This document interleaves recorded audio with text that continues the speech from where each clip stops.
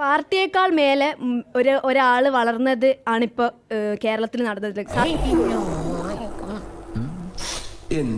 ഉറക്കം വരുന്നു.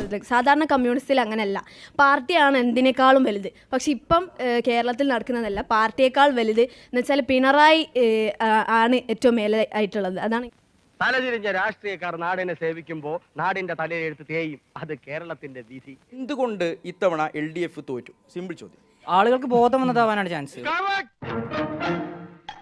മുഖ്യമന്ത്രി രാജിവെക്കണം, അതേ ഞാൻ ആദ്യം പറഞ്ഞിട്ടുള്ളൂ. തനിക്കൊരു വിചാരമുണ്ട് താ ഏതോ കോപ്പിലെ വലിയ രാജാവാണ്, താ ഒരു പുല്ലുമല്ല. ഒരു മറുത്തു പറയാൻ അല്ലെങ്കിൽ തെറ്റ് കണ്ടാൽ ചൂണ്ടിക്കാണിക്കാൻ പാർട്ടിക്കുള്ളിൽ പോലും ആരും ഇല്ല. ഉണ്ടാവാം, പക്ഷെ അത് തിരുത്താൻ അയാൾ തയ്യാറല്ല.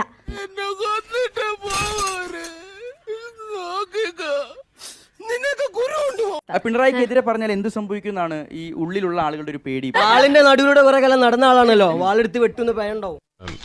മിസ്റ്റർ ദിഗംബരൻ, തുറന്നു പറയുകയാണെങ്കിൽ നാട്ടുകാർക്കെല്ലാം നിങ്ങളെപ്പറ്റി വളരെ മോശം അഭിപ്രായമാണ്.